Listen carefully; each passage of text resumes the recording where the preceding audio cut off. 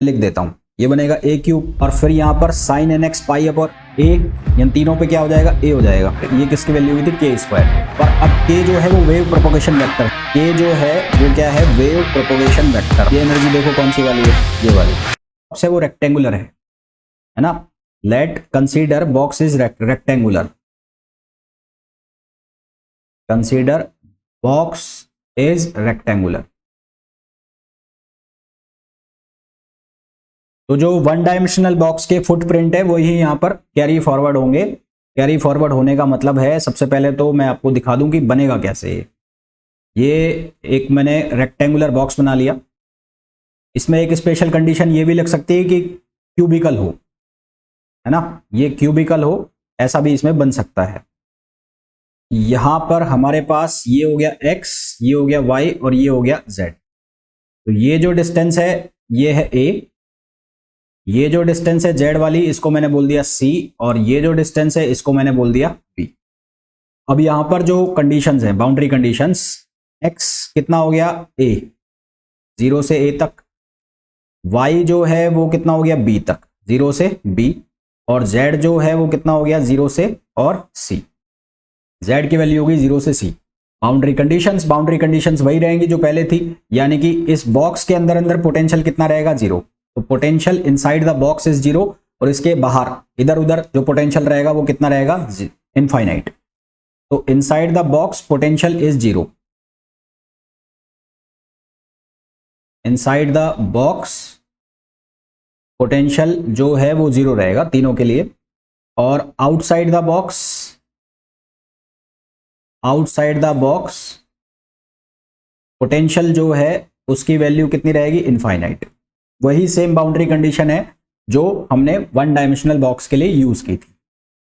अब यहां पर जो फंक्शन आएगा वेव फंक्शन, तो वो वेव फंक्शन, जो वेव फंक्शन आएगा वो इंडिविजुअली डायरेक्शन के वेव फंक्शन के प्रोडक्ट के बराबर होगा। मतलब जो नेट वेव फंक्शन होगा एक्स वाई जेड, वो होगा psi x phi, psi x, psi y और साई जेड, इन तीनों के मल्टीप्लीकेशन के बराबर होगा वेव फंक्शन जो आएगा।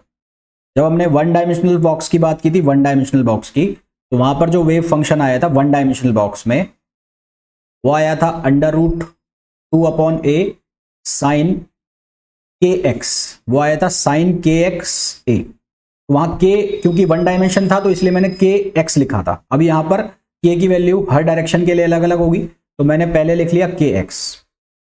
तो ये जो के एक्स है वहां पर आया था के किसके बराबर, एन पाई ओवर ए। यहां पर के एक्स किसके बराबर आ जाएगा, n x pi over a. इसको मैं ऐसे लिख सकता हूं, √2/a sine n x pi over a. Similarly हम वैल्यू लिखेंगे साई वाई की, तो साई वाई की जो वैल्यू बनेगी वो बनेगी √2/a साइन के वाई और वाई। यहां पर एक्स था, इसकी जगह क्या हो जाएगा, वाई, के वाई वाई। इसको आप क्या लिख सकते हो, √2/a, और ये हो जाएगा sine n y pi upon a, है ना। यहां पर x भी आएगा और यहां पर y आएगा। इसी तरह से हमने लिखा phi z, psi z sorry, psi z, ये किसके इक्वल होगा, √2/a, ये b आएगा यहां पर, ये b हो जाएगा और यहां पर हो जाएगा c, यहां पर हो जाएगा b और यहां पर हो जाएगा c। तो ये हो जाएगा साइन के जेड जेड इक्वल्स टू, ये हो जाएगा √2/c sine n z pi upon, ये हो गया c और ये y। इसको भी चेंज करो, यहां पर b लिखो।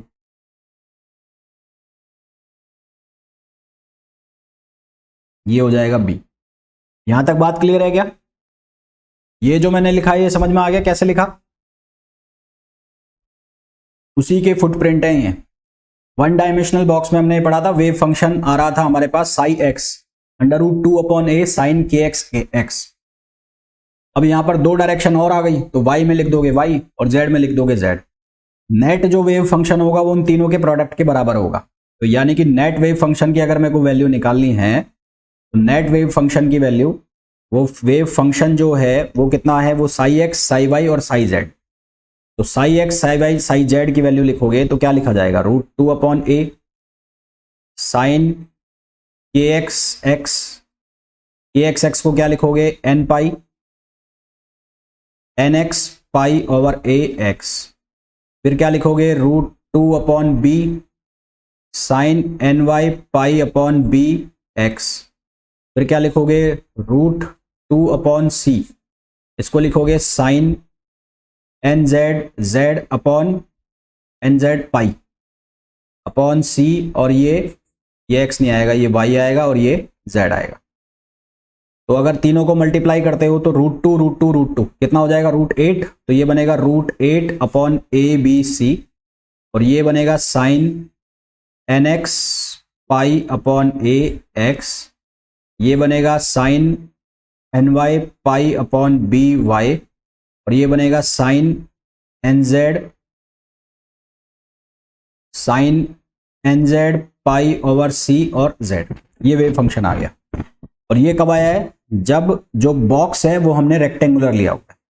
ये कब आया है, जब हमने बॉक्स को क्या लिया हुआ है, रेक्टेंगुलर, फॉर रेक्टेंगुलर बॉक्स।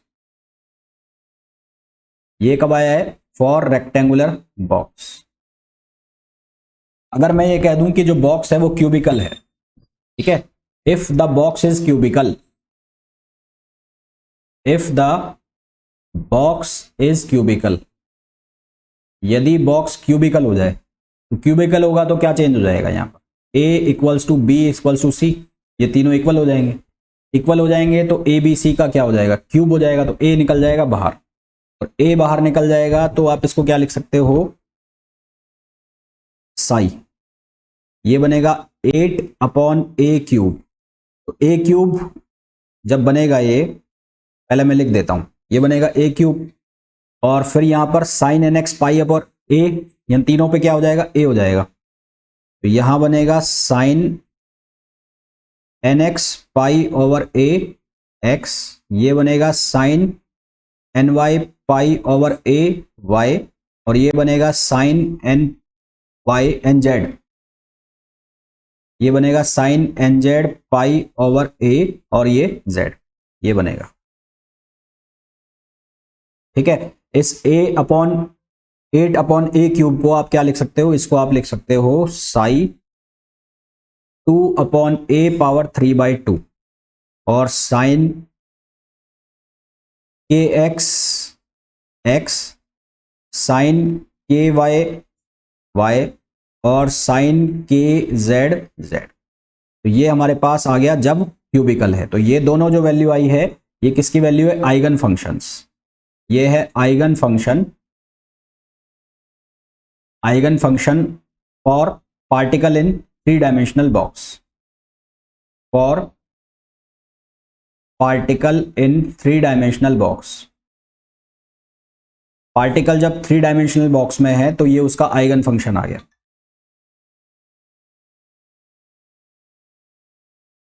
ये याद रखना है मेनली आपको, ठीक है। फिर मैंने निकाली थी आइगन वैल्यू। क्या निकाली थी, आइगन वैल्यू। तो आइगन वैल्यू जब मैंने निकाली थी 1 डायमेंशनल बॉक्स के लिए, तो उस आइगन वैल्यू के लिए, उस आइगन वैल्यू के लिए मैंने क्या लिखा था, उस आइगन वैल्यू के लिए लिखा था मैंने एक इक्वेशन के स्क्वायर। के स्क्वायर किसके बराबर लिखा था मैंने,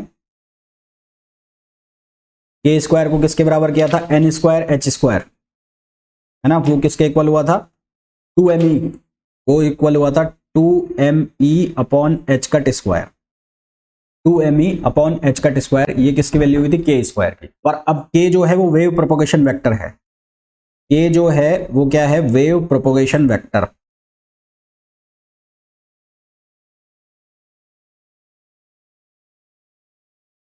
इट मीन्स कि जो के है वो किसके इक्वल होगा, के एक्स आई कैप प्लस के वाई जे कैप और प्लस के जेड के कैप। तो इसको और कैसे हम लिख सकते हैं, अगर मैं के का स्क्वायर करूं तो ये क्या बनेगा, के एक्स स्क्वायर प्लस के वाई स्क्वायर प्लस के जेड स्क्वायर। मेरा कहने का मतलब है हम के की जगह क्या डाल देंगे, यहां पर हम डाल देंगे के एक्स स्क्वायर, के एक्स स्क्वायर प्लस के वाई स्क्वायर प्लस के जेड स्क्वायर इक्वल्स टू, ये क्या बनेगा, ये बनेगा 2me over h cut square. अब के एक्स के वाई के जेड इनकी वैल्यू क्या है, सिंस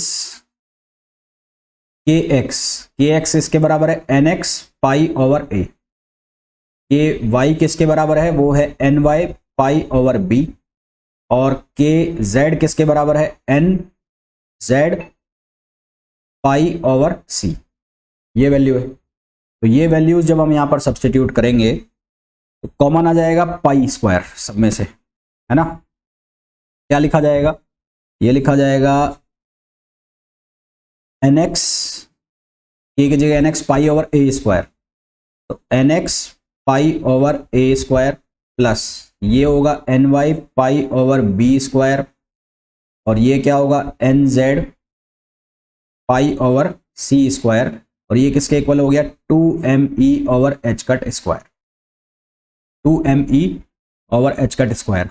कॉमन निकाल लिया इसमें से मैंने पाई स्क्वायर को, तो पाई स्क्वायर को कॉमन निकाल लोगे तो यहां बनेगा n x over a square plus n y over b square plus n z over c square, ये एन जेड है,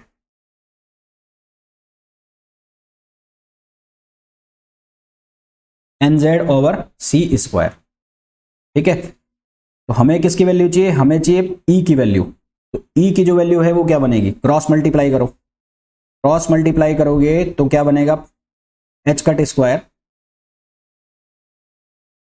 ये बनेगा H cut square over 2m, cross multiply कर रहे हैं, और बाहर क्या आ जाएगा पाई स्क्वायर बाहर आ गया, ये बन गया n x over a square plus n y over b square plus n z over c square. तो ये बन गई आइगन वैल्यू, आइगन वैल्यू किसके लिए है, ये रेक्टेंगुलर बॉक्स के लिए, when the box is rectangular, ये फॉर्मूला कब है, when the box is rectangular, when the box is rectangular. यहां तक क्लियर है। एक स्पेशल कंडीशन बना दूं, मैं कहूंगी जो ये बॉक्स है ये क्यूबिकल है, if the box is cubicle,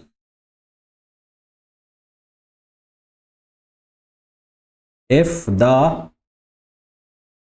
box is cubical, अगर ये बॉक्स क्यूबिकल है तो उस केस में क्या होगा a equals to b equals to c, तो फॉर्मूला अब होगा चेंज, तो फॉर्मूला चेंज होकर क्या बनेगा, वो बन जाएगा H cut square pi square upon 2ma square बन जाएगा, H cut square pi square over 2ma square बन जाएगा, a स्क्वायर बना लो चाहे b स्क्वायर बना लो चाहे c स्क्वायर बना लो, यानी कि बाहर आ जाएगा ये, तो ब्रैकेट में क्या रह जाएगा आपके पास n x square plus n y square और प्लस एन जेड स्क्वायर।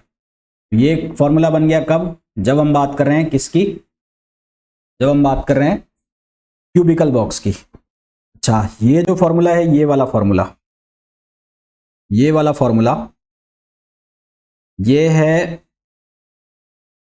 कौन सी एनर्जी है, ये एनर्जी देखो कौन सी वाली है, ये वाली,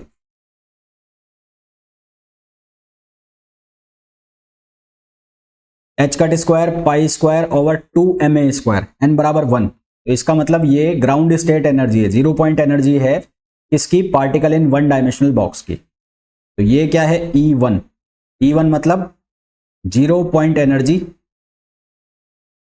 0 पॉइंट एनर्जी और ग्राउंड स्टेट एनर्जी, और ground state energy,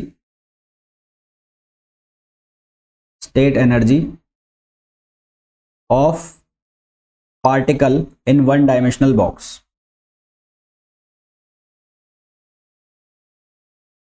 of particle in one dimensional box। तो ऐसा करने से हमारे पास, इसको मैं रिप्लेस करूंगा E1 से, तो ये जो फॉर्मूला बना ये बनेगा E1, ये बनेगा n x square plus n y square और प्लस एन जेड स्क्वायर, ये फॉर्मूला बन गया हमारे पास फाइनल फॉर्मूला। पर ये जो फॉर्मूला है it is only use for cubical box, है ना, only for cubical box, for cubical box only, ये केवल क्यूबिकल बॉक्स के लिए है। अगर आपको कहा जाएगा रेक्टेंगुलर बॉक्स, तो रेक्टेंगुलर बॉक्स के लिए आप ये फॉर्मूला यूज करेंगे, रेक्टेंगुलर बॉक्स के लिए आप ये फॉर्मूला यूज करेंगे, ठीक है, क्लियर है यहां तक। और इनको हम आइगन वैल्यूज भी कहते हैं, है ना। These are called eigen values for particle in 3 dimension box. These are called, these value of energy, these value of energy are called eigen value of particle in 3 dimension box.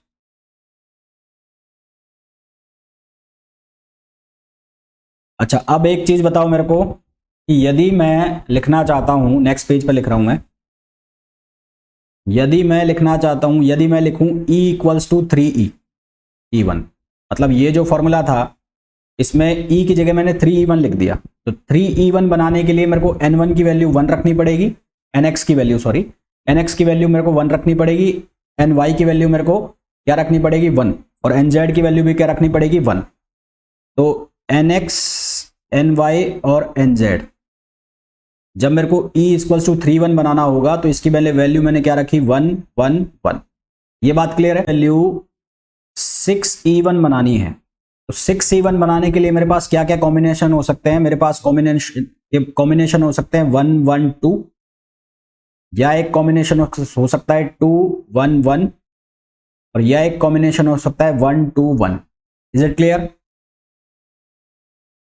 फिर अगर मेरे को E की value 9E1 बनाना है, E की value को मेरे को 9E1 बनाना है, तो उसमें मेरे को क्या क्या सेट्स मिल सकते हैं, उसमें मिल सकता है 2 2 1 1 2 2, और क्या मिल सकता है 1 2 1 2, है ना, और क्या मिल सकता है 2 1 2। तो कहने का मेरा मतलब ये है, कहने का मतलब ये है कि एनर्जी की एक स्टेट के लिए मेरे को जो ये क्वांटम नंबर हैं इनके अलग अलग सेट्स मिल रहे हैं, ठीक है। तो for the same value of energy of a particular state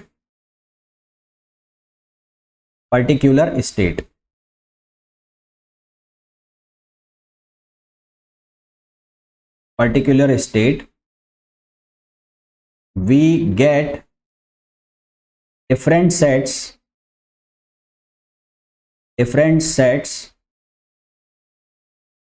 of quantum numbers, यानी कि NX, NY और NZ के अलग अलग हमें सेट्स मिल रहे हैं, वैल्यू मिल रही है। तो इट इज कॉल्ड डीजेनरेसी, है ना। इसको हम क्या कहते हैं, डीजेनरेसी कहते हैं। It is called degeneracy,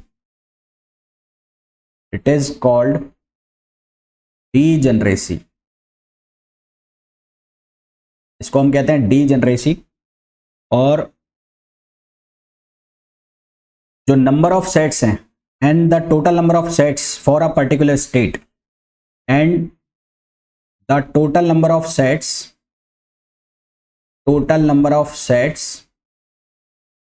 for a particular state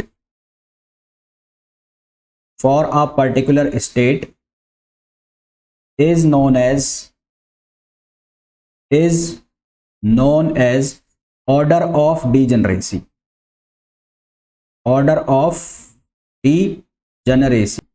तो अगर मैं ये पूछूं कि यहां पर ऑर्डर ऑफ डीजेनरेसी कितना है, तो वो यहां पर हो गया 1, यहां पर ऑर्डर ऑफ डीजेनरेसी कितना है, वो हो गया 3, इसी तरह यहां पर ऑर्डर ऑफ डीजेनरेसी कितना हो गया, 3 हो गया। तो यहां पर डीजेनरेसी जो है वो आ गई, और यहां पर आ गई एनर्जी स्टेट। तो ये पूरा जो टॉपिक हो गया इसको हम कहते हैं डीजेनरेसी ऑफ एनर्जी लेवल्स। ऐसे आप और भी सारी स्टेट्स का निकाल सकते हो, डीजेनरेसी, ऑर्डर ऑफ डीजेनरेसी। तो कुल मिलाकर NX, NY, NZ की अलग अलग वैल्यूज के लिए आपको अगर सेम एनर्जी मिल रही है तो उस चीज को हम क्या कहते हैं, उसको हम कहते हैं डीजेनरेसी कहते हैं। और जो टोटल सेट्स बनते हैं उनको हम कहते हैं ऑर्डर ऑफ डीजेनरेसी।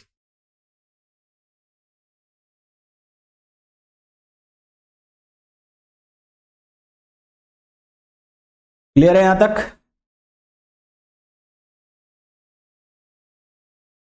अच्छा, एक क्वेश्चन बताओ, question is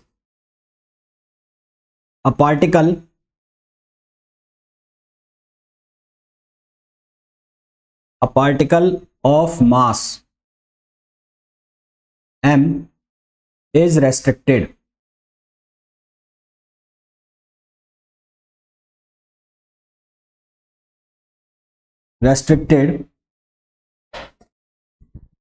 to move in one dimensional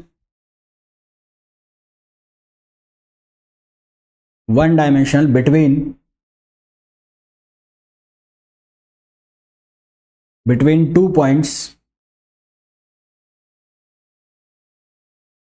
such that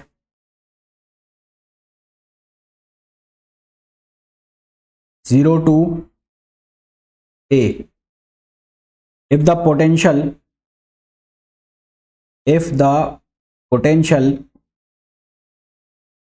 function is such that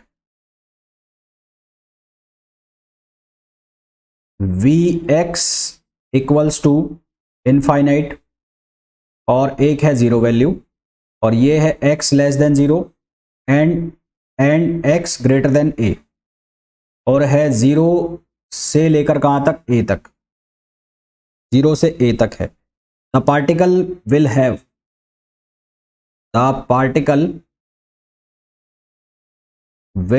have discrete energy spectrum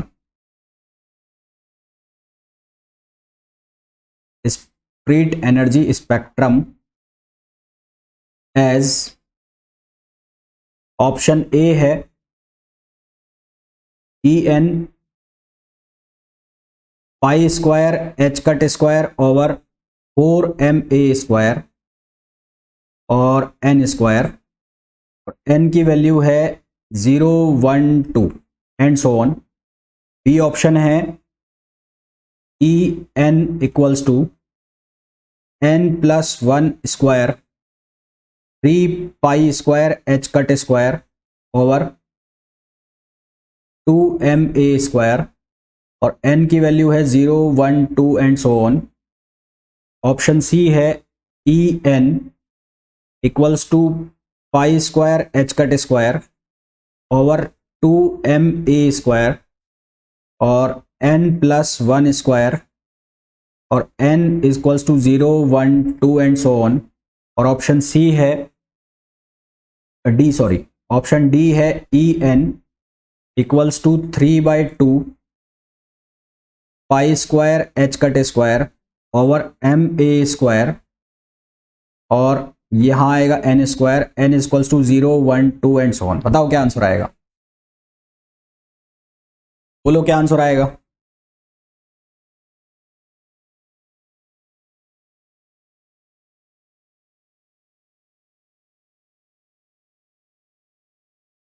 देखो मैंने तुम्हें जो फॉर्मूला बताया था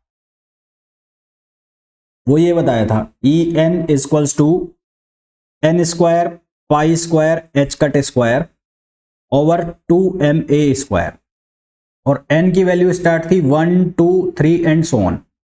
यहां n की वैल्यू स्टार्ट हो रही है जीरो से, ये देखो यहां ध्यान से देखो, ये वैल्यू n की वैल्यू स्टार्ट हो रही है जीरो से। हमने बात की थी कि n की वैल्यू कहां से स्टार्ट कर रहे हैं, 1 से। तो जब ये जीरो से स्टार्ट हो रही है, n की वैल्यू कहां से स्टार्ट हो रही है, जीरो से, तो फॉर्मूला में क्या चेंज होगा, n की जगह कितना आ जाएगा, n+1 है ना। n की जगह कितना आ जाएगा, n+1। तो हमारे पास इसका करेक्ट आंसर क्या आ जाएगा, सी। क्योंकि पोटेंशियल बॉक्स की जब हमने बात की तो उसमें जो ग्राउंड स्टेट एनर्जी है वो जीरो नहीं हो सकती, और अगर आप यहां से जीरो से स्टार्ट करोगे तो ये वैल्यू कितनी हो जाएगी, जीरो। तो इसलिए आपको इस फॉर्मूला में चेंज करना पड़ेगा। अगर n की वैल्यू आप जीरो से लेते हो तो वो कितना हो जाएगा, n+1। Is it clear.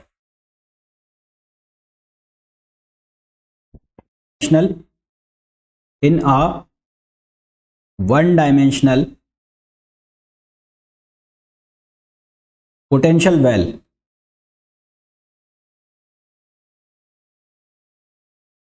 with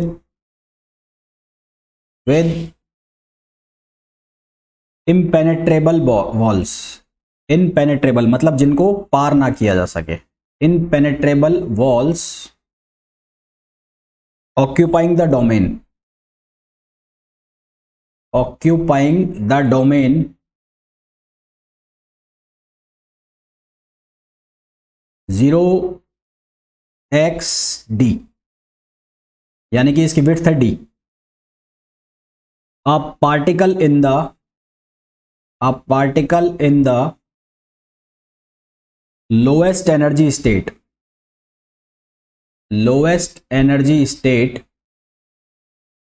particle in the lowest energy state has the maximum probability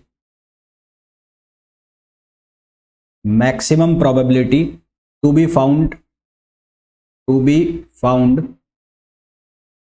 at options हमें दिए हैं। ऑप्शन ए है x equals to 0, option b है x equals to d/2, option c है x इक्वल्स टू d/4 और option d है x equals to d। Question हमें पूछा गया है HCU 2013। इसमें आपको क्या करना है, प्रोबेबिलिटी वाला फॉर्मूला निकालना है, लगाना है और फिर मैक्सिमा मिनिमा की कंडीशन बनानी है। प्रोबेबिलिटी वाला फॉर्मूला लगा के मैक्सिमा मिनिमा की कंडीशन बनानी है। हो जाएगा वो कितना हो जाएगा, √2/d। वन डायमेंशनल बॉक्स के लिए d इसकी विड्थ दे दी है तो a की जगह कितना हो जाएगा d, ये बनेगा sin kxd। और आपको पूछा है किसके लिए, लोएस्ट एनर्जी। लोएस्ट एनर्जी का मतलब है ग्राउंड स्टेट, तो यहां पर लिखोगे आप sin n/a की जगह हो जाएगा d और ये x। अब n की वैल्यू लोएस्ट एनर्जी के लिए कितने होगी, 1, n बराबर हो गया 1, तो यहां से फॉर्मूला क्या बनेगा, psi equals to 2/d d sine, ये कितना हो जाएगा π/d और x। अब लगाना है आपको प्रोबेबिलिटी का फॉर्मूला, तो प्रोबेबिलिटी का formula Sai conjugate into Sai, तो साई कंजुगेट इंटू साई जब लगाओगे साई, तो ये हो जाएगा 2/d और साइन स्क्वायर π/dx। अब इसको आपको करना है मैक्सिमा मिनिमा की कंडीशन लगानी है, आप इसको x के रेस्पेक्ट में डिफरेंशिएट कर दो, dp/dx करके इसको वैल्यू को 0 करो। तो जब आप dp/dx करोगे तो इसका डिफरेंशिएशन करोगे तो 2/d ऐसा का ऐसा, साइन स्क्वायर π/dx का ये बनेगा 2 साइन π/dx और कॉस बन जाएगा साइन का, तो ये बनेगा cos π/dx और जो मल्टीप्लिकेशन में है ये बाहर आ जाएगा, तो 2π/d², बाहर क्या आ जाएगा 2π/d² और ये किसके इक्वल 0 के, तो ये बन गया sin 2θ का फॉर्मूला। यानी कि इसको हम लिख देंगे 2π/d² और ये हो गया sin 2πx/d इक्वल्स टू 0, ठीक है। और साइन 0 कब होगा, साइन 0 n पाई पर हो जाएगा, पाई पर, तो यहां क्या लिख दोगे 2πx/d इक्वल्स टू पाई, पाई से पाई कैंसिल, x की वैल्यू कितनी आ गई d/2, x की वैल्यू कितनी आ गई d/2, यानी कि ऑप्शन बी। तो बी इसके लिए क्या हो जाएगा, करेक्ट आंसर हो जाएगा, आ गया। और फिर उसके बाद हमारा जो नेक्स्ट चैप्टर है वो मोस्ट प्रोबेबली कल से ही स्टार्ट हो जाएगा, परसों से स्टार्ट होगा। अभी हम इसमें पढ़ेंगे symmetrical walls, symmetrical potential well पढ़ेंगे। एक तो हमें ये पढ़ना है और एक हमें पढ़ना है ये हार्मोनिक ऑसिलेटर, हार्मोनिक ऑसिलेटर की बाउंड स्टेट कंडीशन और एक सिमेट्रिक वेल जो कि कल खत्म हो जाएगा। उसके बाद हम पढ़ेंगे step functions, potential step functions एक दिन के हैं, और फिर एक दिन का हमारा है harmonic oscillator, linear harmonic oscillator. तो आज हो गई 24, 25, 26, 27, 27 तक ये फिनिश हो जाएगा। नेक्स्ट हम जो इसमें मॉडर्न फिजिक्स का नेक्स्ट सब्जेक्ट स्टार्ट करेंगे, न्यूक्लियर फिजिक्स, ठीक। तो मिलते हैं नेक्स्ट क्लास के अंदर, कोई डाउट हो तो पूछो।